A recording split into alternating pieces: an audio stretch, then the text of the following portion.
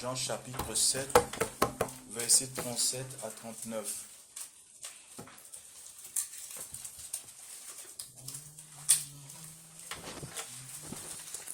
Donc si quelqu'un n'a la page, il peut faire lecture. Jean chapitre 7, versets 37 à 39.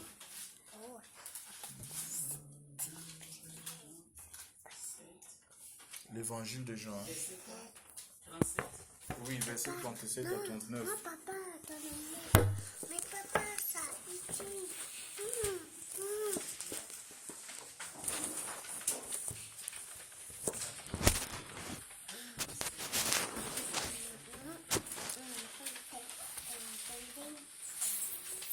Jean chapitre 7, verset 37 à 39, s'il vous plaît. Il faut lire autrement ça.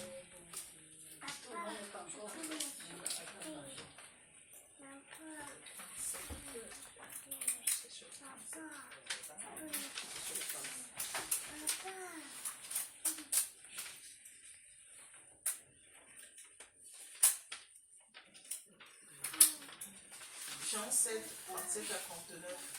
Le dernier jour, le grand jour de la fête, Yahushua, se tenant debout, s'écria, « Si quelqu'un a soif, qu'il vienne à moi et qu'il boive. Celui qui croit en moi, des fleuves d'eau vive couleront de son ventre, comme dit l'Écriture. » Or, il dit cela de l'Esprit que devaient recevoir ceux qui croyaient en lui. Car le Saint-Esprit n'était pas encore, parce que Yahushua n'était pas encore glorifié. Donc voilà, ici, l'Écriture nous parle d'un jour de fête. Vous savez, ici, donc il est question ici d'une fête juive. Ils avaient 7 fêtes, alléluia, instituées par Dieu. Et ces fêtes, c'était les fêtes de l'Éternel, encore appelées les fêtes du souvenir.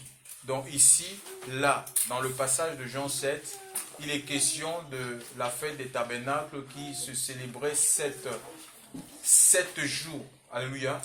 Et ici, il nous est dit que le dernier jour de cette fête-là, la fête des tabernacles, encore appelée fête de cabane, tente, hutte. C'est ce que ça veut dire, tabernacle, soukot.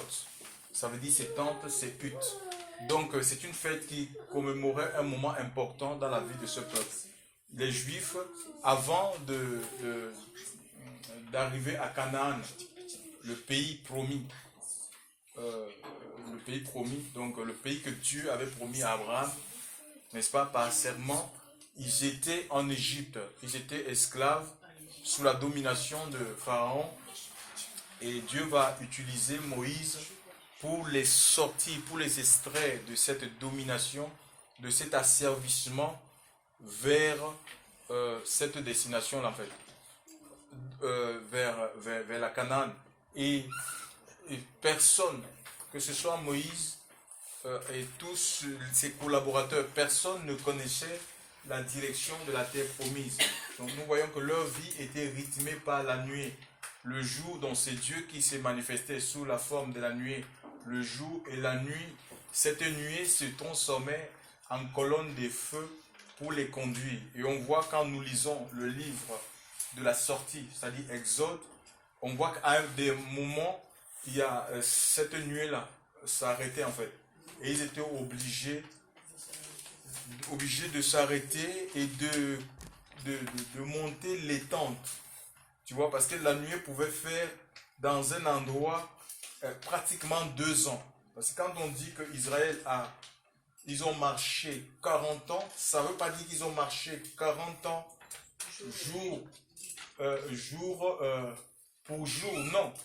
Et ça veut dire qu'il y avait ce qu'on appelle des stationnements. Hein, je crois, si j'ai bonne mémoire, c'est dans le livre de Exode 33, il est parlé de 52 stations. Ils ont stationné avant d'atteindre le pays promis. On peut appeler ça aussi des pauses.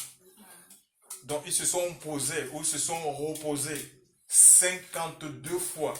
Donc dans 52 endroits avant de rentrer dans le pays de la promesse. Mais ils ne vivaient pas comme ça, ils ne dormaient pas en pleine nature, tu vois. Donc nous sommes dans le désert, ils construisaient ce qu'on appelle des tentes, des cabanes. Alléluia. Donc ils construisaient des cabanes et ils vivaient dans ces cabanes-là aussi longtemps que la nuée ne bougeait pas. D'accord? Parce que personne, que ce soit Moïse, que ce soit Aaron, Aaron c'était le grand frère de Moïse, ou Josué, les Hurs, personne ne connaissait où se trouvait ce pays-là. Donc c'est Dieu qui les conduisait. Donc ils étaient obligés d'attendre. Alléluia. Tu vois, ils étaient obligés d'attendre là. Donc imaginez un peu que la nuée est arrêtée. Et puis on a toujours des gens qui sont dans l'impatience. Hein, et ça se voit même dans les milieux chrétiens. Alors que normalement, quand on est enfant de Dieu, on a Dieu dans notre cœur. Et si on a Dieu, on a le fruit de Dieu. Un des fruits de Dieu, c'est la patience. Le fruit de l'esprit, Galates chapitre 5, verset 22. C'est paix, c'est joie, c'est amour, c'est maîtrise de soi, fidélité. C'est aussi la patience. Alléluia. Donc, il faut être patient, ou c'est le même mot que persévérance. Alléluia. C'est la persévérance face à une situation, en fait. Tu vois, ça peut être le découragement, ça peut être le combat, l'opposition. Alléluia. L'épreuve. On est patient, on reste attaché à Dieu. On ne sort pas de la volonté de Dieu. Donc, on peut outrepasser parce que nous sommes des hommes, hein, et même si nous avons l'Esprit de Dieu, on a notre libre arbitre en fait. Nous avons notre volonté et on peut outrepasser la volonté de Dieu. On peut dire, mais moi je suis fatigué d'attendre. Depuis que je prie par rapport à un sujet, je ne vois pas de résultat, donc je vais agir par moi-même. C'est ça. Donc je vais agir par mes moyens parce qu'on a une connaissance. Hein, c'est comme l'homme qui a décidé de manger, alors qu'il était censé manger l'arbre de vie, qui est l'image de Christ. Alléluia. Hein? Celui qui a Christ a la vie. Donc, il a décidé de manger, de se nourrir de l'arbre de la connaissance du bien et du mal. C'est-à-dire, tu décides par toi-même ce qui peut être bien ou ce qui peut être mal. Tu vois un peu? C'est vivre en dehors de Dieu, en dehors du plan de Dieu, en dehors du dessein de Dieu. Tu vois? Donc c'est comme ça, mais le Seigneur ne veut pas cela pour ses enfants. Il veut que nous soyons conduits en fait. Et c'est lui qui nous conduit, c'est lui qui nous établit en fait. Tu vois? Il nous établit, il nous conduit. C'est lui qui accomplit ses promesses dans notre vie. Nous, on a tout simplement besoin de nous laisser conduire, guidé par lui, peu importe le temps que ça doit prendre. Nous avons comme les patriarches, Abraham, la promesse lui avait été faite d'avoir un fils. D'accord? Il est resté persévérant. Mais avant le temps où il a reçu la promesse et le moment où la promesse s'est accomplie, il y a eu 25 années. Il n'est pas resté 25 années couché comme ça, en disant j'attends cette promesse. Non, on voit qu'il marchait avec Dieu. Il y a plein de choses qui se sont passées dans sa vie. Il y a eu des séparations. Dieu a eu à le séparer avec son neveu Lot parce qu'il était devenu comme un gêne pour son avancement. Hein, ils se sont séparés, ils avaient des visions qui sont des visions complètement opposées. L'autre voulait l'Égypte, il voulait l'Égypte, la luxure, et l'autre voulait la patrie céleste. Donc, deux personnes ne peuvent pas marcher ensemble s'ils n'ont pas la même vision, s'ils ne vont pas dans la même direction. D'accord? Et on voit même, il a eu ce qu'on appelle à 99 ans, il y a ce qu'on appelle la circoncision, qui consistait en l'ablation du prépuce chez les mâles. Donc, Dieu l'a circoncis, et c'était pas... c'est peu avec l'anesthésie, hein. Donc c'était une épreuve douloureuse, mais il fallait qu'il ait cette marque, c'était le signe de l'appartenance à Dieu, d'accord? Donc une forme de nouvelle création, mais c'était charnel à l'époque, alléluia. À l'époque, c'était dans la chair, c'était une marque dans la chair. Alléluia. Donc, il y avait une modification au niveau de sa chair, signe de l'appartenance à Dieu. C'est pareil aujourd'hui. Nous, on veut que Dieu nous bénisse. On veut rentrer dans les bénédictions, mais on ne veut pas nous laisser changer, en fait. On n'accepte pas que le Seigneur nous transforme. Non, ça ne passe pas comme ça. Il faut la transformation. Et c'est une transformation qui est intérieure. Ce n'est pas une transformation de façade religieuse. Non, c'est une transformation intérieure. C'est intérieurement. C'est pourquoi l'Écriture dit que ceux qui sont en Christ, ça nous parle de l'identification. Ils deviennent des nouvelles créations, des nouvelles personnes. Les choses anciennes sont passées et toutes choses sont faites nouvelles. Des nouvelles personnes qui n'ont rien à voir avec ce qui était dans le passé. Si dans le passé, on t'appelait maman alcoolique, je ne sais pas, ou on t'avait donné un nom. Il y a des gens qu'on donne des noms comme ça, oui, tu vois, par rapport à ce qu'ils font. Non, mais Dieu, il change ton nom, en fait. Il change ton identité est changée. Et si dans ta famille, il y avait ce qu'on appelle l'héritage, en fait. D'accord? Il y a des gens qui ont hérité des malédictions.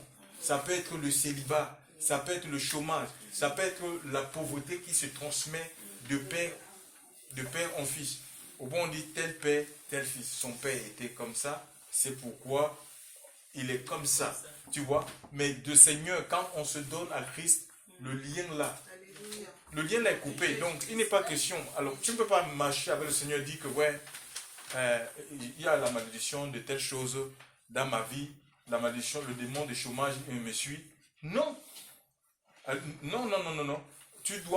On doit être dans l'obéissance et Dieu fait toute bonne chose à son temps. Mais après, il faut savoir qu'est-ce que Dieu veut pour ma vie. Tu vois, ça c'est important.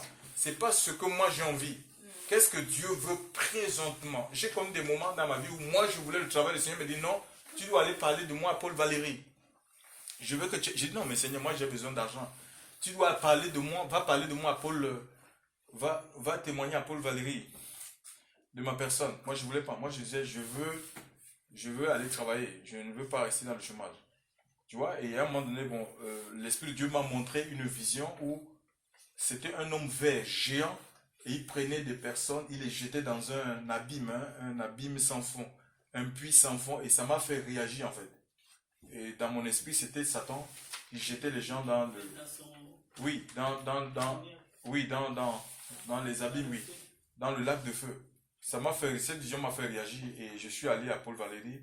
J'ai commencé à parler de Jésus tellement c'était fluide. Il y a des jeunes, ils étaient drogués et tout ça. Je priais même sur certaines personnes. Et c'est comme ça, par la suite, que le Seigneur lui-même m'a ouvert ce que je voulais. Il m'a ouvert la porte du travail et j'ai pris plaisir à aller tout le temps pour aller témoigner Jésus dans cette rue-là. Tu vois? Donc, c'est pas donc ce qui est la bénédiction, je vous assure, c'est pas les choses matérielles. On va revenir sur ça. Donc, je disais donc que nous sommes ici là, c'est la fête des cabanes. Ça faisait partie, la fête des tabernacles faisait partie des 7 fêtes. Cette fête qui était instituée par Dieu, commémorant des moments importants que le Seigneur avait accompli dans la vie de ce peuple.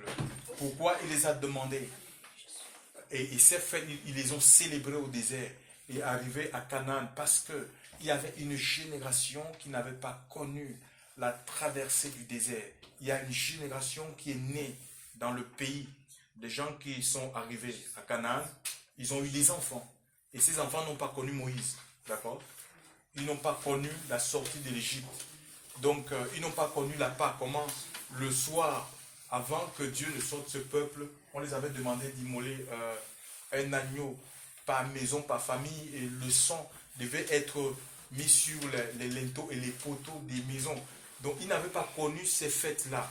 Donc, il fallait installés dans le pays promis, qu'ils reproduisent tous ces événements pour enseigner à ces enfants que voilà ce que Dieu avait fait. Oui, voilà. Ou voilà comment nous avons vécu, nous avons traversé le désert, nous dormions sur des tentes, d'accord? Et la fête des tabernacles, ça faisait partie des fêtes qu'on appelle des fêtes de pèlerinage. Il y avait trois. Il y avait la Pâque, la Pentecôte et la fête, les tabernacles. Donc, pèlerinage, pourquoi? Parce que les Juifs, ils étaient dispersés en fait. Il y en a qui vivaient en Libye, en Éthiopie, en Italie. Quand nous voyons l'effusion de l'Esprit le jour de la Pentecôte, donc les 120 qui étaient dans la chambre haute, ils sont mis à s'exprimer à des langues. C'était des langues usuelles, des langues naturelles, tu vois, des langues d'autres nations. Il y avait ce jour-là, il y avait des Libyens, des Italiens. Donc, ils se sont reconnus, en fait. Ils ont reconnu que ces apôtres-là, ils parlaient des merveilles de Dieu en leur langue. Ils ont cru. Donc, ces Juifs-là, ils étaient là, présents, mais ils ne vivaient pas en Palestine. Ils étaient venus pour cette fête-là, la fête de la Pentecôte. Donc, chaque année, 3 fois l'an, c'est la fête qui rassemblait tous les Juifs. Ils se retrouvaient un peu comme ici, nous avons ce qu'on appelle le 25 décembre, où les familles se... Voilà. Voilà, c'était comme ça en fait. 3 fois l'année, cette fête-là, pendant ces fêtes-là, les Juifs, ils se rendaient parce que à l'époque, l'Esprit de Dieu n'était pas répandu sur la terre comme aujourd'hui. Et Israël, Dieu vivait dans le temple que Salomon avait bâti, plus particulièrement dans la 3e partie, qu'on appelle le lieu très saint. C'est là, et Israël, il devait se rendre pour aller écouter la voix de Dieu, ce que Dieu avait à leur dire, le message de l'année, par le biais du souverain sacrificateur, parce que seul cet homme était habilité à rentrer dans cette 3e partie pour demander le pardon annuel et puis recevoir les directives pour le peuple. D'accord? Donc c'est comme ça que ça se passait. Alors, ici là, le Saint-Esprit n'est pas donné, n'était pas répandu en fait. Donc, et Jésus va s'écrier en fait, en disant maintenant si quelqu'un a soif, qu'il vienne à moi et qu'il boive. Les fleuves d'eau vive couleront de son sein jusque dans la vie éternelle, nous dit l'Écriture. L'Esprit n'était pas encore donné quand il disait ces paroles, parce que lui-même Jésus, nous dit l'Écriture, n'était pas glorifié. Ça veut dire que il n'avait pas revêtu le corps de gloire. Pour revêtir le corps de gloire, il a fallu qu'il passe par la croix, la mort. Alléluia. La mort de la croix, qu'il soit enterré 3e jour, qu'il ressuscite et qu'il monte au ciel auprès du Père. Alléluia. Et que par la suite, l'Esprit de Dieu descende sur la terre pour continuer en fait son œuvre à travers les disciples, ceux-là qui ont répondu à son appel. Donc, Église du Seigneur, donc, le don de l'Esprit, c'est un don universel. C'est quelque chose que Dieu veut accorder à tous les croyants. Le seul critère, c'est de croire. Alléluia. Donc, parce qu'on ne peut pas opérer des miracles, on ne peut pas opérer des signes, des prodiges sans l'Esprit de Dieu. Voici les signes qui accompagneront, Marc 16, verset 16, ceux qui auront cru à mon nom, ils chasseront les démons, ils imposeront les mains aux malades, ils parleront de nouvelles langues, ainsi de suite. Donc c'est un des signes, ce n'est pas un signe pour les apôtres, les prophètes et tout ce que vous voulez. C'est pour les croyants. Celui qui croit en moi, les fleuves d'eau vive. Il n'est pas dit les prophètes qui croient en moi ou l'apôtre qui croit en moi. D'accord? Il dit celui qui croit en moi. Il s'adresse à une foule compacte. Il dit au milieu de cette foule-là, celui qui croit en moi, celui qui croit en ma parole, les fleuves d'eau vive vont couler de son sein, de sa vie, de son cœur. Le sein, là, il est question du cœur. De son cœur jusqu'à... C'est une vie continue que le Seigneur veut nous donner. La vie de la résurrection, une vie de puissance, une vie d'autorité, une vie de force. Alléluia. Donc voilà, jusque dans la vie éternelle. C'est-à-dire que cette vie, c'est une vie qui est continue. Après cette vie, nous rentrons dans cette Oui, dans la vie, oui. Dans cette vie-là, oui. La vie définitive, en fait. Tu vois un peu? Donc, c'est donc nous continuons à rentrer, nous allons rentrer dans cette vie indéfiniment. Donc, pour l'éternité. Donc, la seule condition, c'est de croire. Il n'est pas question, parce que même, on peut être prophète et ne plus croire en Dieu. S'arrêter. Alléluia. Arrêter de croire à cause des vicissitudes de la vie. D'accord? À cause des déceptions, à cause des blessures. On peut arrêter de croire, mais le Seigneur ne veut pas, à cause même des épreuves. Il y a des gens qui arrêtent de croire parce que le Seigneur a tué son père. On entend souvent dans son père est mort, pourquoi Dieu a permis ça, ma maman, machin, tout ça. Mais le Seigneur, ils oublient une chose, que le Seigneur est souverain et personne n'est à l'abri de l'épreuve. L'épreuve, on ne la comprendra jamais, d'accord? Si tu cherches à comprendre, tu ne la comprendras jamais. Pourquoi? Parce que Dieu donne l'épreuve pour nous évaluer, tout simplement. C'est pour évaluer ta foi, ta relation, ton niveau d'attachement au Seigneur. On ne voit pas Job. Moi, je ne vois pas Job. Quand le Seigneur a fait tuer ses enfants, c'est lui qui a permis que ses enfants, parce que Satan est allé l'accuser. Il dit, mais regarde Job là, tu crois qu'elle est une manière désintéressée? Mais parce que tu l'as béni, permets que je touche ses biens. Tu as vu? Et Dieu a permis qu'il touche, et Dieu permet, il permettra des choses dans notre vie. Alléluia. Donc voilà, ses enfants sont morts, ses serviteurs, il a perdu tout, y compris même sa santé. Et s'il y a ces 3 amis qui sont venus, non mais tu ne peux pas être dans cette situation, seulement ça c'est une punition de Dieu, répands-toi. Mais il est resté attaché au Seigneur. Sa femme a dit, écoute, mais comment tu continues à suivre Dieu? Regarde dans cette situation, maudit Dieu, et puis voilà, donc tu meurs. Hein. Donc non, mais il est resté fidèle, attaché au Dieu. Là, on a des exemples de vraiment quelqu'un qui avait rencontré le Seigneur et qui n'avait pas mis sa foi dans les choses matérielles. Et combien de croyants, les chrétiens, ils sont attachés aux choses de la terre parce que l'homme va l'abandonner, elle abandonne la main du Seigneur. Un homme t'abandonne, tu es dans la foi, un homme t'abandonne parce qu'il veut aller vivre dans le péché. Il veut vivre des trucs du monde, des trucs sales. Et toi, tu es une princesse, une servante du Seigneur. Au lieu d'être attaché, il dit que non, mais je vais mettre mes genoux par terre pour prier. S'il doit revenir, il revient. Et même la Bible, qu'est-ce que la Bible te dit? Que celui qui est marié vive comme s'il n'était pas marié. Que celui qui a l'argent vive, parce que les temps sont tellement mauvais. Comme s'il n'en avait pas. Parce que les temps sont mauvais. Et Jésus peut revenir à tout moment. La priorité, ce n'est pas les choses de la terre. Je reviens un peu sur cette fête. Imaginez un peu Israël, ils sont arrivés à Canaan, ils avaient construit des maisons. Certains, ils avaient peut-être des villas de 5 niveaux, d'autres 3 niveaux, chacun en fonction de ses moyens. D'autres avaient peut-être des pleins pieds. Après, maintenant, ça dépend des matériaux. Certains, ils avaient construit en briques, d'autres en inox. Je sais pas, en fer, des maisons en or, du solide. D'accord? Ils avaient construit des maisons solides. Alors, pendant ces fêtes-là, pendant 7 jours, ils abandonnaient leur maison là, leur demeure, les demeures qui étaient solides là. Ils sortaient de là et ils construisaient soit sous les toits ou devant la cour. Ils construisaient des cabanes en fait. Bon, en Afrique, je ne sais pas si au Cameroun, les 25 décembre, quand on était jeune, je ne sais pas si dans d'autres pays d'Afrique ça se fait. On construisait des cabanes en fait. Hein. Quand on préparait les fêtes des 25 décembre, on construisait des cabanes comme ça et on rentrait, on vivait à l'intérieur en fait. Tu vois, donc, et c'était un peu comme ça. Ils construisaient des cabanes. Une cabane, c'est quelque chose de fragile, c'est-à-dire qu'il suffit qu'un vent souffle et puis ça peut être emporté. Et c'est aussi quelque chose qu'on peut démonter facilement.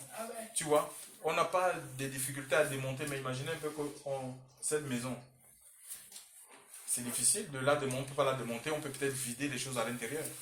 Mais démonter ça, non, il faut peut-être un engin pour casser, tu vois. Alors que la tente, c'est facilement transportable, hein. Donc démontable, transportable.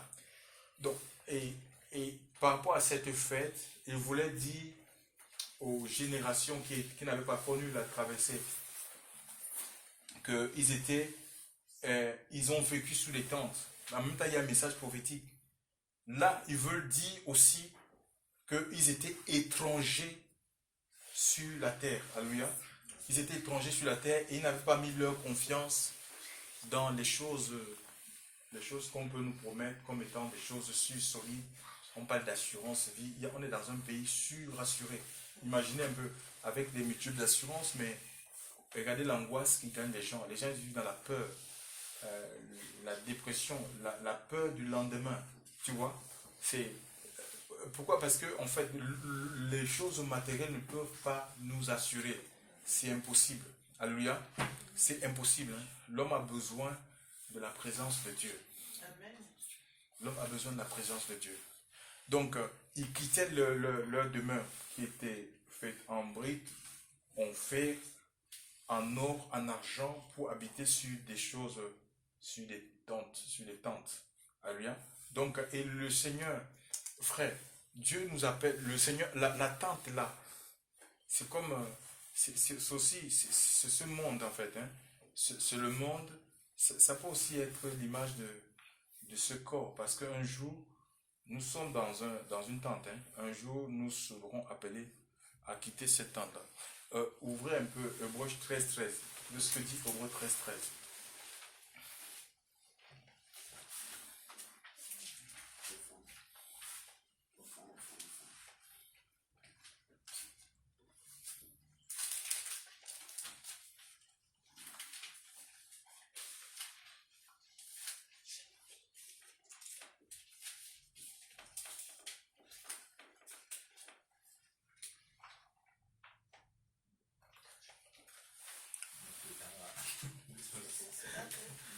Oui.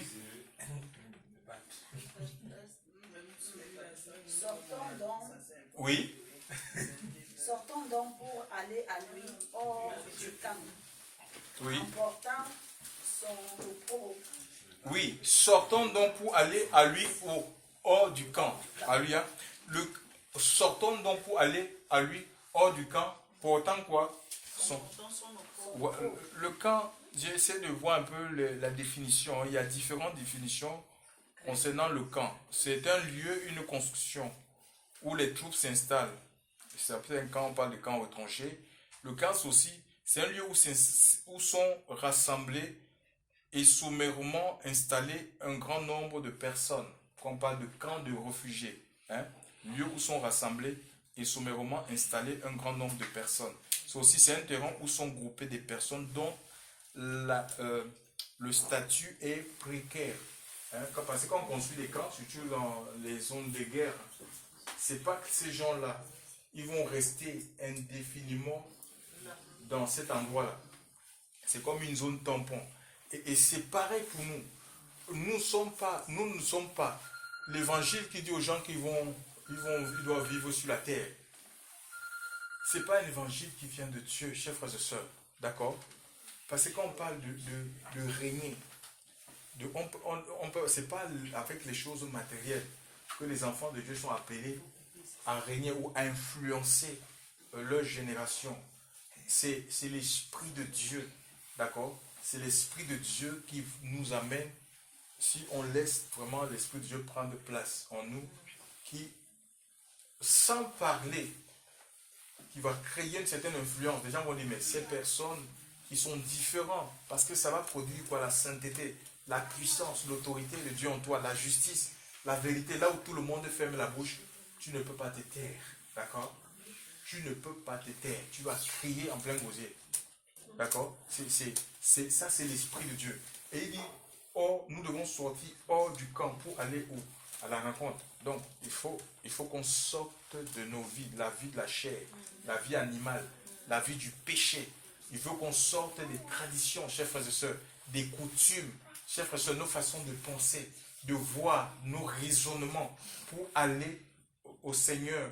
Et l'Écriture nous va de porter son opprobre. Ah, ouais, l'opprobre aussi. En fait, l'opprobre, qu'est-ce que c'est l'opprobre? L'opprobre, c'est ce qui humilie à l'extrême, hein, publiquement. L'opprobre, c'est ce qui fait honte, en fait. Tu vois? L'opprobre, c'est une action honteuse. réprobation publique qui s'attache à l'action jugée condamnable. Hein, couvrir de honte, où cette personne est l'opprobre de sa famille, il est la honte de sa famille. Il y a des familles ou des parents qui réunissent leurs enfants par rapport à leur comportement, parce qu'ils sont comme un sujet de honte par rapport à ce qu'ils font, tu vois. Et beaucoup de personnes réunissent Christ. On dit que non, tu dois porter son opprobre. C'est la condition. Chers frères et sœurs, tu veux voir la gloire de Dieu, tu ne peux pas régner le Seigneur. On peut le régner différemment. Et en même temps, tu veux qu'il enlève ton opprobre. D'accord? Parce que nous avons quelque chose qui nous fait honte, un gêne. Tu vois? On veut que Dieu fasse quelque chose. Que Dieu opère un miracle. Mais on refuse. Parce qu'en fait, parler, t'es chrétien, on a peur qu'on se moque de nous. Le fait qu'on révèle notre identité d'enfant de Dieu ou d'appartenance à Christ. Tu vois? Le Seigneur dit que non, tu dois porter son opprobre. Alléluia. Tu dois accepter des humiliations dues au fait que tu lui appartiens. Hein, que tu confesses Christ. Les gens vont se moquer de toi. Alléluia. Mais il faut que tu acceptes ça. Alléluia. C'est la condition suivante. Parce que celui qui me réunit devant les hommes, le Seigneur dit qu'il va te régner devant son Père et devant les anges. Ça veut dire que quoi? Nous prions Dieu, non? Nous prions Dieu et Jésus, c'est ce qu'on appelle, il est ce qu'on appelle, on peut parler, il est l'intercesseur. Hein? C'est lui qui fait le tampon entre nous et Dieu. Tous nos demandes, nous les faisons au nom de Jésus. Et il est aussi ce qu'on appelle le censeur, en fait. Jésus, il est l'esprit, en fait. Hein? Parce que l'Écriture dit que l'Esprit de Dieu, nous ne savons pas. Oui, c'est qu'il faut demander. Et donc, il régule nos prières, en fait. Même quand nous prions, nous ne savons effectivement parce qu'on a envie de nous prier, parce qu'on est limité dans la chair. Et parfois, on demande des choses même. Donc, on pense qu'on a besoin de ça. En fait, on n'a pas besoin de ça. Et l'Esprit de Dieu est là. Le Seigneur est là pour dire non. Ça paie. Au lieu que ce qu'elle est en train de demander, c'est pas réellement ça. Il faut que tu lui accordes telle chose. D'accord? Ça, c'est Jésus qui le fait, en fait. Donc, maintenant, si toi, tu as honte, au milieu de tes amis païens, tu as peur de te déclarer, de te dévoiler, parce que tu ne veux pas être la risée de ces amis-là. On commence à te pointer du doigt. Elle arrive. Voilà la prophétesse de Jésus. tu as honte qu'on te colle des noms. D'accord? Mais voilà, c'est autant de choses qui nous bloquent. Parce que le truc n'est pas dit quand moi je ne fornique pas, moi je fais pas, je paye, je donne mes offrandes. Non, c'est pas. Je dis que non, c'est pas ça en fait. Il faut qu'on prenne position pour le Seigneur, pour la vérité, qu'on révèle notre identité. Il y a souvent, même dans des réunions de famille, moi j'ai vu ça au Cameroun où les gens ils parlaient de faire le choro, le sana, donc c'est des trucs, donc c'est des trucs, c'est des coutumes pour éviter qu'il y ait comme son frère est mort d'un accident. On a dit que nous on est enfants de Dieu, qu'on ne voulait pas de ça. Donc je crois que la parole de Dieu est suffisante, les accidents, il y en aura. On est appelé à mourir, on mourra certainement par quelque chose, que ce soit par accident, que ce soit naturellement, que ce soit par la maladie, on mourra. Donc on est appelé, on est des mortels en fait. Donc, c'est pas évident en fait. Hein, parce qu'il y a des familles, il y a des pressions, mais oui, mais tu peux pas dire ça devant les grands-parents. Il y a des grands-parents, il y a des patriarches qui sont là. Si c'est pas évident, mais c'est là où le Seigneur nous attend, chers frères et sœurs. C'est là où le Seigneur nous attend. Donc, et c'est ça. Si on réunit le Christ, mais ça ne sert à rien de prier. Imaginez un peu, quelqu'un qui est là pour transmettre, c'est comme le secrétaire général. Tu vois? Le secrétaire général de la présidence. Ça veut dire que tout passe par lui. C'est lui qui fait des rapports pour transmettre au président. Et tu crois que ça dit qu'il reçoit du peuple pour transmettre au président, du président pour transmettre au peuple. C'est lui qui fait le lien en fait. Le secrétaire général. Maintenant, si toi tu as honte de ce secrétaire général-là, du président, comment veux-tu qu'il parle de toi au Père? C'est impossible. Et beaucoup de vies sont bloquées comme ça. Parce qu'il y a des gens qui révèlent leur identité au milieu des chrétiens, mais quand ils sortent d'ici, mais on ne sait pas s'ils sont enfants de Dieu ou pas. Ça peut aussi être par nos comportements, hein, notre comportement, chers frères et sœurs, notre façon de vivre. Alléluia. Il y a Pierre qui avait régné le Seigneur. Lui, il avait confessé que de ne pas connaître Christ parce qu'il avait peur pour sa vie. Il y a aussi, on peut le régner par les œuvres. La Bible parle de régner. Les gens font profession de connaître le Seigneur, mais en le régnant par leurs œuvres. Les œuvres, hein. Les œuvres des ténèbres, les œuvres de la chair. Quand tu vis dans la chair, ce n'est pas forcément dit que tu vas dire non, je ne connais pas le Seigneur. Ça dit que tu es en train de régner Christ. Parce que nous, enfants de Dieu, on ne doit pas vivre dans la chair en fait. D'accord? On a reçu l'Esprit de Dieu. Ce n'est pas pour vivre dans la chair. C'est pour vivre dans l'Esprit. C'est pour vivre dans l'Esprit de Dieu. Alléluia. C'est plus pour vivre comme on vivait autrefois. Donc il faut qu'on sorte. Et le Seigneur veut nous sortir. C'est pourquoi il a donné l'Esprit de Dieu là. D'accord? L'Esprit de Dieu est répandu. Depuis la Pentecôte. Alléluia. Répandu sur les 120, 3000, 5000. Et l'évangile a atteint les extrémités des nations. C'est arrivé jusqu'à nous. Alléluia. Donc, il n'y a pas d'excuse. Il n'y a pas d'excuse, chers frères et sœurs, dans le Seigneur. Donc, on a l'Esprit de Dieu aujourd'hui, mais c'est pour vivre, c'est pour révéler Dieu en fait. C'est pour révéler Dieu. On ne peut pas vivre dans la crainte. L'apôtre Paul dit, je n'ai pas honte de l'évangile. C'est la puissance de Dieu pour le salut de quiconque croit. Pour appartenir à Dieu, il n'est pas question d'aller s'affilier à une fédération quelconque, religieuse, machin, obédience. Le ciel ne reconnaît aucune religion. Il n'y a pas, même dans la Bible, sinon je la déchire. Si montre-moi une religion dans la Bible, là, catholique, protestant, baptiste, machin, comme étant la voie. Jésus est le chemin, il est la vérité, il s'est écrié. Alléluia. Si quelqu'un a soif, ce dont il est à même d'étancher, peu importe la soif. Alléluia. Peu importe la soif, il est le seul capable de nous rassasier en fait. Il nous rassasie. Il y a des soifs qui ne sont pas bonnes. D'accord? La soif du péché. Il y a des gens qui ont soif du péché. Le Seigneur va couper ça en fait. Il va mettre fin à ça. Pour que tu n'aies plus soif du péché, que tu aies soif de lui, que tu aies soif de sa présence. Il y a des gens qui ont soif de pouvoir, tu vois, et ils sont prêts à tout. Ils peuvent manger la chair, même ils peuvent boire. On les dit, faites tel sacrifice. Hein? Ils sacrifient leurs enfants pour avoir de l'argent, tu vois. Ils rentrent dans des choses bizarres, dans la franc-maçonnerie, dans la cause quoi. Parce que c'est la condition, s'ils veulent être élevés, s'ils veulent une place dans la société. Mais qu'est-ce que la place dans la société face à l'éternité, chers frères et sœurs?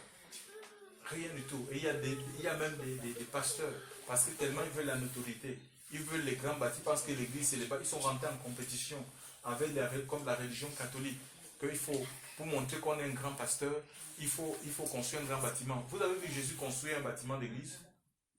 Un bâtiment qu'on appelle l'église. Moi, il a fait 3 ans de ministère.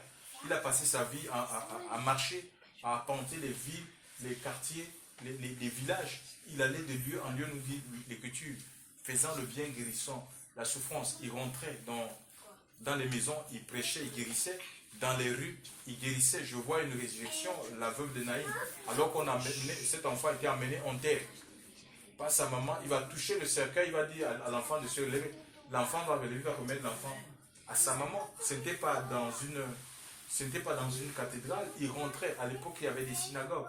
Et il est venu pour reformer le sacerdoce lévitique à lui. Il les a enseignés.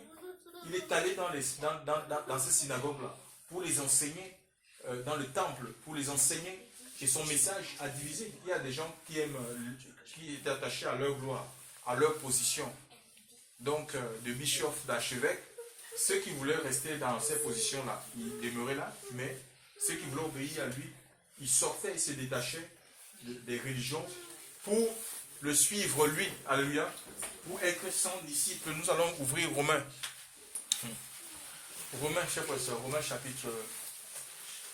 Oh là là, le livre de Romains là, c'est fort, hein. Romains 8, verset 9, qu'est-ce qu'il est dit?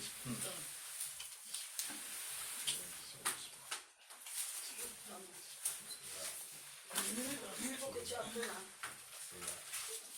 Romains chapitre 8, verset 9.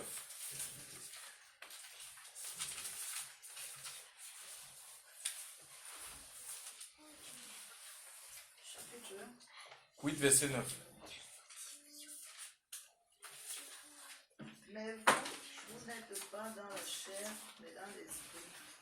Puisque l'esprit d'Élohim habite en vous, mais si quelqu'un n'a pas l'esprit du Mashiach, il ne lui appartient pas. Oui, on dit que si quelqu'un n'a pas l'esprit de Christ, d'accord, le Mashiach, c'est celui qui est oint, qui est censé nous délivrer en fait. Il est oint pour guérir, pour consoler, pour libérer, pour sauver. Donc, il dit que si quelqu'un n'a pas l'esprit du Seigneur, il n'appartient pas. Donc, ça veut dire que combien de personnes ils appartiennent, ils se réclament des religions. Je suis dans telle religion, je suis musulman, je suis protestant, je suis évangélique, je suis pentecôtiste, je suis catholique, je suis baptiste, anabaptiste, je suis ceci, je suis cela. Tu vois, mais le Seigneur, la Bible dit que si tu n'as pas, tu peux être ce que tu veux. C'est ton droit. Tu peux être ce que tu veux, c'est ton droit.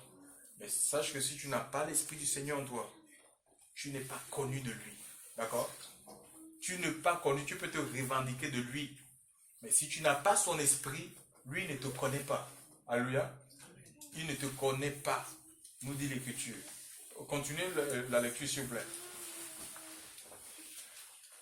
Et si Christ est en vous, le corps est bien mort à cause du péché, et l'esprit est vie. Donc, ça veut dire que quand l'Esprit de Dieu vient en toi, ça veut dire que ça vient pour dompter ta chair, en fait. D'accord? Ça vient contrôler ta vie, influencer ta chair. Parce que la chair est attirée par le mal. La chair est attirée, la chair aime le péché. Hein? Donc, on a besoin de l'Esprit de Dieu. Alléluia. Outre le fait d'avoir reçu l'Esprit, on a besoin, c'est un baptême continuel. On a besoin d'être constamment dans l'Esprit de Dieu, dans la présence du Seigneur. C'est ce qui nous garde. Parce qu'on est dans un monde où il y a beaucoup de tentations, il y a des pressions, et personne n'est à l'abri. Tu vois? Tout le monde est sujet aux faiblesses. Mais ce qui nous garde, c'est quoi? C'est rester au pied du Maître. C'est rester dans la présence de Dieu. Au pied du Maître, comme Marie. Hein? Et il lui sera dit, elle a choisi la bonne part qui ne lui sera pas ôtée. C'est au pied du Maître. Alléluia. C'est au pied du Seigneur. Et on est renouvelé en fait. On est constamment renouvelé. On va de renouvellement en renouvellement. De croissance en croissance. On doit grandir. Ça ne peut pas être pareil.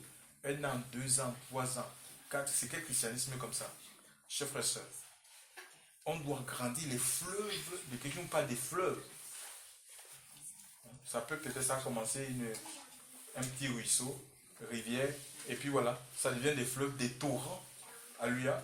Hein, l'eau doit, c'est une vie jaillissante, une vie qui déborde. Alléluia. Une vie qui coule. C'est ça l'Esprit de Dieu, c'est la présence de Dieu. Alléluia. Dans ta vie, même ton ministère. Ce que tu as, tu ne dois pas forcer. On ne doit pas forcer, mais ça demande, mais comment ces choses sont possibles si notre cœur est fermé? Si le cœur est fermé, si la bouche est fermée, s'il y a des non-confessions, des péchés cachés, qu'on a cachés, on croit que ça va, mais celui qui cache ses transgressions, nous dit la Bible, tu ne peux pas prospérer dans la vie de l'esprit, mon ami. Tu ne peux pas prospérer en Dieu. S'il y a des parties de ta vie que tu retiens, tu ne peux pas prospérer spirituellement. Hein? Celui qui les avoue et les délaisse, il est question d'avouer, pas seulement avouer, confesser, parce qu'il y a des gens qui confessent. Ah Seigneur, vraiment, je te demande pardon pour ces péchés. Après la confession, il retourne dans le même péché. Ça ne marche pas. Il faut délaisser.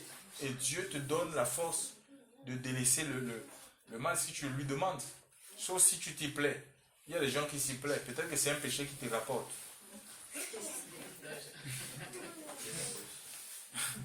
Ah, il y a des péchés qui rapportent gros. Hein. Eh oui. Il dit non, je ne peux pas me faire de ça.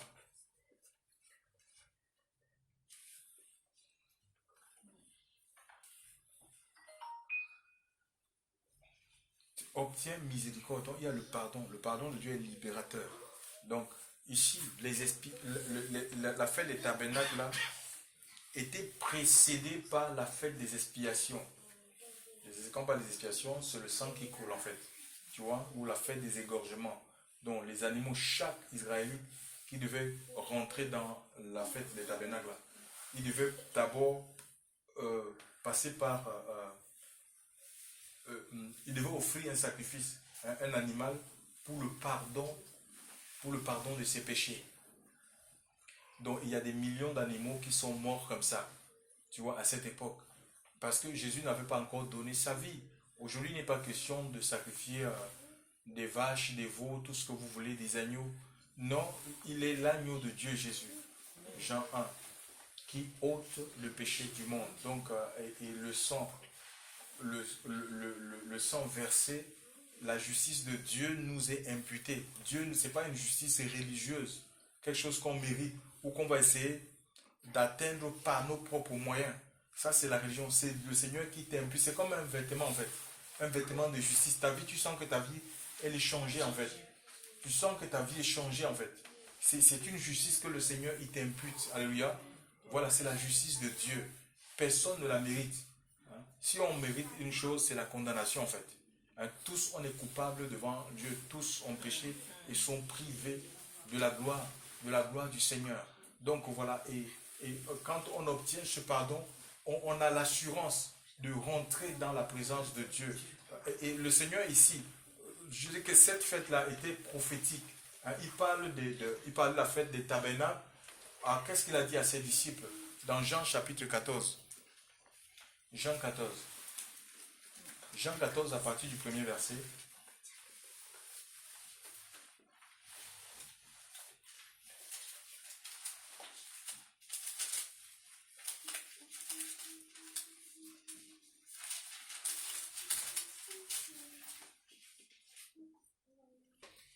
Que votre cœur ne se trouble pas. Vous croyez en Dieu, croyez aussi en moi. Oui. Tu continues? Il y a beaucoup de demeures dans la maison de mon Père. Si cela n'était pas, je vous l'aurais dit. Je vais vous préparer une place. Et quand je serai allé et que vous aurez préparé, et que je vous aurai préparé une place, je viens de nouveau et je vous prendrai avec moi, afin que là où je suis, vous y soyez aussi. Donc le désir du Seigneur, c'est que nous soyons là où il est. Et il va rassurer ses disciples. Donc il était que ce serait son départ en fait. Son départ était imminent. Et il va les rassurer. Il va dire, mais comment quelqu'un nous a prêché, il nous a parlé du royaume? Comment est-ce qu'il va nous laisser maintenant? Qu'est-ce que nous on va devenir? Il va dire non, je vais vous préparer des tabernacles. Ça dit, ce sont des demeures qui sont spirituelles, des demeures éternelles. Sachez que vous êtes là sommairement. Vous êtes là pour un temps. Hein? Donc on ne va pas vivre l'éternité dans ce corps-ci. Ce corps de péché. Donc je vais, et quand j'aurai préparé ces places-là, ces maisons-là, je vais revenir vous chercher, hein, pour vous amener là où je suis. Alléluia.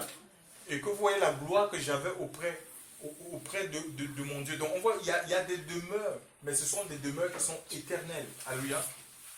C'est des demeures qui sont éternelles et c'est pour les croyants en fait. C'est pour les disciples parce que la vie ne s'arrête pas. La vie ne s'arrête pas ici. Donc on ne peut pas vivre on ne peut pas vivre seulement pour la terre. Alléluia. On ne peut pas vivre pour la terre, uniquement pour la terre en tant qu'enfant de Dieu. C'est impossible. Nous avons dans le livre, je parle, c'est des images, 3800 ans avant Christ, il y a Joseph, il avait eu des visions en fait. Hein. Il avait la vision de la Canaan, en fait, de la sortie. Il avait vu Moïse sortir, tu vois. Et ça s'est fait 400 ans après lui. Et 3800 ans, il va donner un ordre au sujet des ciseaux. Il va dire que Dieu vous visitera. Et que mes os ne restent pas. Remontez avec mes os. Oui, dans le pays, le pays promis, oui, le pays que Dieu a promis partiellement à Abraham. Il va donner les ordres. Et pourtant, est-ce qu'il avait eu mais il avait une vision. il avait une vision. Donc, ce n'était pas de demeurer en Égypte. Pourquoi? Alors que c'est quelqu'un quand même, il a contribué au développement économique de l'Égypte. Tu vois? Donc, l'Égypte était face à une situation, à une crise. Et on voit comment Dieu a utilisé cet homme pour empêcher cette année de famine. Il aurait pu demander, parce que il aurait pu demander aux pharaons de l'époque de construire. Il n'y a pas eu de pyramide au nom de Joseph, tu vois, en Égypte. Il aurait pu demander une pyramide. Dit que voilà, construisez une pyramide et mettez sur cette pyramide, écrivez sur cette pyramide Joseph, fils de Jacob, petit-fils d'Abraham, arrière-petit-fils, petit-fils d'Isaac, arrière-petit-fils d'Abraham, a sauvé l'Égypte de cette année de famine. On le voit, on voit comment ça se passe, surtout ici en France. Je suis allé dans une mairie, on va dire tel a été maire, et c'est écrit en or sur du marbre. Telle personne, Jean Calvin, maire de 1944 à 1946. Robert Mourant, maire de 45 à j'ai vu ça là-bas dans la mairie de Castelnau, et c'est écrit. Après, on est obligé de prendre encore ajouter un autre marbre, mais jusqu'à quand? Parce que les gens cherchent toujours la reconnaissance en fait. Hein? Donc, on ne travaille pas pour la terre, même si Dieu nous utilise, la récompense, c'est le Seigneur. Alléluia. Et les gens, ils pensent qu'en mettant leur nom, en écrivant, en construisant des rues avec leur nom, ils sont éternels en fait. Ils demeurent éternels. Moi, je n'ai jamais connu ce maire, donc ça ne m'intéresse même pas de savoir qui il est. Même qui que nous soyons, qu'on soit l'homme le plus puissant du monde, le jour où on te met en terre là, c'est fini. Hein. Tu es oublié en fait. Les gens ils font la fête et puis voilà, tu es complètement oublié. Plus le Seigneur nous renouvelait dans la vision du royaume, chers frères et sœurs. Il y a des demeures éternelles. La vie éternelle, c'est une réalité. C'est pas de la fantaisie. C'est pas un mythe. Mais avant de rentrer dans cette demeure-là, la nouvelle Jérusalem, Jean, l'apôtre, a vu, dans Apocalypse 19, il a vu le festin des noces de l'agneau. Alléluia. Tellement il était sublimé au point où il a voulu adorer l'ange qui lui montrait ces choses-là. Tu vois. Et l'ange lui dira, mais garde-toi de le faire. Je suis ton compagnon de service et celui de tes frères. Les prophètes adorent Dieu, tu vois, adorent Dieu. Adorent Dieu. On n'adore pas les hommes, on n'adore pas les anges. Alléluia. Donc, on n'adore pas les ministères. On adore Dieu. Mais avant de revêtir cette demeure, d'accord, il faut qu'on revête Christ, qu'on soit en Christ. La Bible dit qu'on est assis dans les lieux célestes en lui. En lui. Je ne sais pas, peut-être que tu es le pied, tu es la main, parce que nous sommes membres de son corps. Alors, l'église véritable qui est attachée au Seigneur, aucun sorcier, aucun sataniste, aucune malédiction. Je ne veux plus entendre parler de ça. Ici, s'il vous plaît, que la malédiction me poursuit. La malédiction te poursuit comment? Tu es en Dieu, tu es membre de son corps. Jésus, il s'est fait malédiction pour que tu deviennes une bénédiction. Hein, il s'est fait malédiction et il t'a attaché à lui. Tu es attaché. La vie de Christ coule en toi. Mon ami, tu es assis dans les lieux célestes, au-dessus des sorciers de ton village, au-dessus des sorciers de ta famille, au-dessus des sorciers de ton quartier. Chers frères et sœurs, assis dans les lieux célestes, en Christ, celui qui demeure sous l'abri du Très-Haut. La Bible dit qu'il repose à l'ombre du Tout-Puissant. Aucun caméra mystique. Quel est ce miroir magique qui va essayer de te voir, de capter tes mouvements? Tu es sous l'ombre. L'ombre de Dieu te couvre. Qui va te voir? Qui va te toucher mystiquement? Mon ami, si Dieu ne permet personne, si Dieu est pour nous, qui sera contre nous? Enfant de Dieu, connais ton identité. Connais en qui tu as cru. L'apôtre Paul dit, je sais en qui j'ai cru. Il faut que Dieu est tout puissant. C'est le maître de l'univers. Il contrôle tout. C'est le maître des temps. et des circonstances. On doit tout simplement répondre à son appel. Ayons soif de lui. La Bible dit que heureux ceux qui ont faim et soif de ma justice. Ils verront quoi? Ils verront Dieu. On ne peut pas voir Dieu et vivre. En fait, on verra la gloire de Dieu. C'est la gloire de Dieu qu'on va voir ici sur la terre. Nous allons voir, mais il faut avoir soif. Soif de vivre dans la justice. Soif de vivre dans la vérité. Soif de vivre dans la transparence. Soif de vivre dans la sainteté. C'est la seule condition si tu veux voir, expérimenter la gloire de Dieu au quotidien. Chers frères et sœurs dans le Seigneur. Et l'appel de Dieu retentit chaque instant dans notre vie. Dieu est toujours en train de nous appeler. Parce qu'on est appelé à sortir de ce camp, de cette chair, alléluia, pour aller vers lui. Peu importe l'opprobre, peu importe les humiliations, peu importe les rejets, chers frères et sœurs, alléluia, on sait où on va, alléluia. Les chrétiens, ce n'est pas des gens qui vivent dans l'incertitude. Hein? L'incertitude, on ne sait pas où on va. On est incertain, où on se cherche. Non, un enfant de Dieu ne se cherche pas. Comment tu te cherches? Le Seigneur t'a trouvé, il est venu chercher et sauver ce qui est perdu. On était perdu, il nous a trouvés. On doit le suivre tout simplement. Alléluia. Il faut le suivre, il faut soumettre ta vie au Seigneur. Et ce que Dieu a envie de t'accorder, c'est plus que ce que toi tu cherches par tes propres moyens, chers frères et sœurs dans le Seigneur. Par tes propres moyens. D'accord? Et apprécie l'œuvre de Dieu. Tout ce que Dieu fait est bon. Regardez ce qui s'est passé. Il faut être à l'écoute du Saint-Esprit. Ça, c'est important. Nos vies ne nous appartiennent pas. Alléluia. Nos vies ne nous appartiennent pas. D'accord? Ta vie appartient. Tu es un instrument entre les mains de Dieu. Je te dis, il faut être sensible. Parce que les hommes, Satan peut presser même les frères et sœurs. D'accord? Il peut presser pour les dire des choses qui vont te sortir. Si tu les écoutes, tu vas sortir de la voie du Seigneur. Oui, regardez un peu, je vous donne un témoignage. J'ai mon beau-frère qui est décédé dans un accident. Et normalement, on a fait un programme, c'est François qui devait aller. D'accord? Parce qu'après, on est dans cette histoire de conteneurs là. Je disais, mais comment est-ce qu'on va faire? Je ne peux pas laisser le frère Jordan seul pour gérer le conteneur, l'envoi du conteneur. Et c'est là où je sens une pression en moi, où le Seigneur me dit, tu vas dans ce deuil, que tu vas aller. J'étais en train de parler avec Françoise. J'ai dit, non, mais tu vois, ça serait mieux que tu partes parce que, tu vois, le conteneur, machin et tout ça. Mais maintenant, il dit que mais je sens comme une pression sur moi qu'il faut que je parle. Il dit, mais il faut écouter la voix du Seigneur, le conteneur, c'est quoi? Tu vois un peu?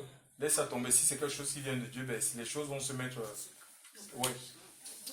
Et puis, il y a des gens qui me disaient, et tellement c'était fort, j'ai appelé mon beau-père en disant, je vais venir là-bas. Il me dit, non, ça ne sert à rien. Tu peux... Je sentais au fond de moi qu'il faut que je parte là-bas. Je lui ai dit que je viens. Il était étonné, c'est vraiment... Il était un peu... Je ne sais pas, il ne croyait pas trop. Vraiment, je pense que ça venait de Dieu et j'ai vu des obstacles dont tout était fait pour que je ne parte pas. On ne m'a même pas signé l'autorisation dans mon lieu de travail que je me suis affranchi de ça parce que je savais que ça venait de Dieu. J'ai rempli le page, je les ai laissés, il n'y avait personne, ils n'ont rien signé. Qu'ils ne peut rien. D'abord, ils disaient absence non justifiée. J'ai dit, vous faites ce que vous voulez. On est allé à Marseille, on avait pris des billets, on arrive, ils ont annulé le train. Il y avait un autre train qui allait à Luxembourg. Il y a des contrôleurs qui nous ont dit, descendez là-bas, allez essayer de parler avec le contrôleur.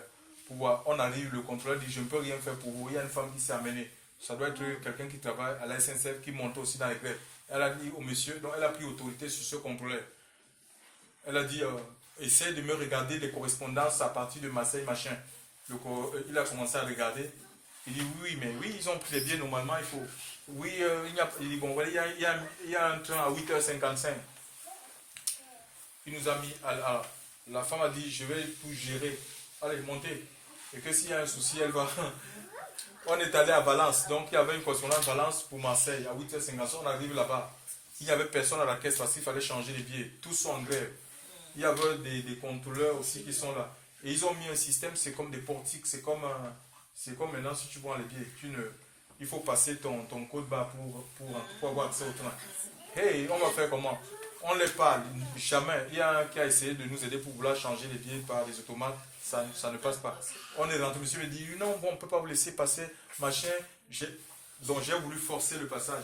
Après il dit non, il avait dit, en tout cas, ça vous engage, si vous allez avoir les contrôleurs. Oui, les contrôleurs, ça sera 50 €. J'ai dit, peu importe. On est rentré comme ça. Les contrôleurs nous passaient, on était assis là, les contrôleurs nous passaient comme ça, ils ne nous voyaient pas. Juste ce qu'on allait à Marseille, on a pris nos... On a déposé, on nous a donné les visas. Et on est allé au Cameroun. Je vous assure, on a vu...